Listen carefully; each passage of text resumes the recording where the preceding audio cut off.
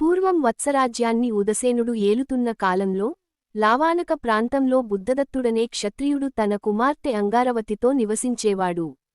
అరణ్యంలో పెరిగిన అంగారవతి అమాయకురాలు, తండ్రి మాటే ఆమెకు ధర్మం.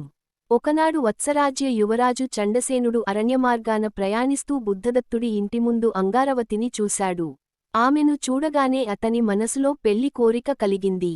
తండ్రిని కలిసి పెళ్లి మాట పెట్టి ఏర్పాట్లు చేసి తిరిగి వస్తానని చెప్పి రాజధానికి వెళ్ళిపోయాడు. చండసేనుడు వెళ్లిన తర్వాత రోజులు గడిచిపోయాయి. అతనినుంచి ఎలాంటి వార్తా రాలేదు. అంగారవతి కూడా అతన్ని గురించి ఎక్కువగా ఆలోచించలేదు. ప్రేమ అంటే ఏమిటో ఆమెకు అప్పటిదాకా తెలియదు. అప్పుడే వత్సరాజు సైన్యం లావానక ప్రాంతానికి వచ్చింది. ఆ సైన్యంలో శతానీకుడు అనే యువ సైనికుడు ఉండేవాడు. అతనికి ఒక్క ముసలితల్లి తప్ప మరెవ్వరూ లేరు. యుద్ధసేవ వల్ల తల్లికి దూరంగా ఉండటం అతని మనసును బాధపెడుతూ ఉండేది. శతానీకుడు రోజూ బుద్ధదత్తుడి ఇంటి ముందుగా వెళ్లేవాడు. అలా వెళ్లేటప్పుడు అంగారవతిని చూసి ప్రేమలో పడ్డాడు. ఆమెకు అతనిపై మెల్లగా అనురాగం కలిగింది. క్రమంగా ఇద్దరి మధ్య మౌన ప్రేమ బలపడింది. ఒకనాడు శతానీకుడు తన బాధలన్నీ ఆమెకు చెప్పాడు. యుద్ధాల్లో బ్రతికివస్తానో లేదో తెలియదు. నేను తిరిగివచ్చేసరికి నా తల్లి బతికి ఉంటుందో లేదో కూడా తెలియదు.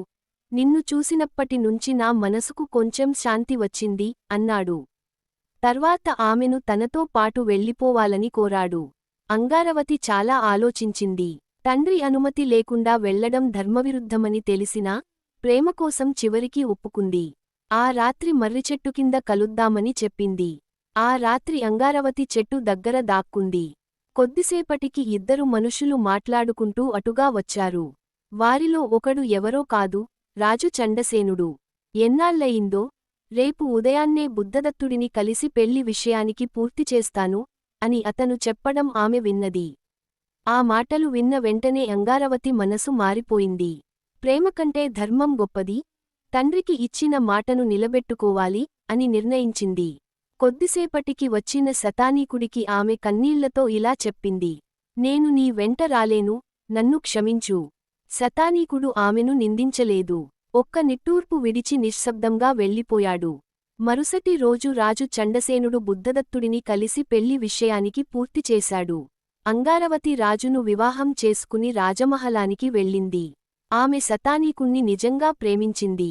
కాని ప్రేమకంటే ధర్మాన్ని గొప్పగా భావించి తన ప్రేమను త్యాగం చేసింది. ఆ ప్రేమ పెళ్లిగా మారలేదు, త్యాగంగా మాత్రమే మిగిలింది.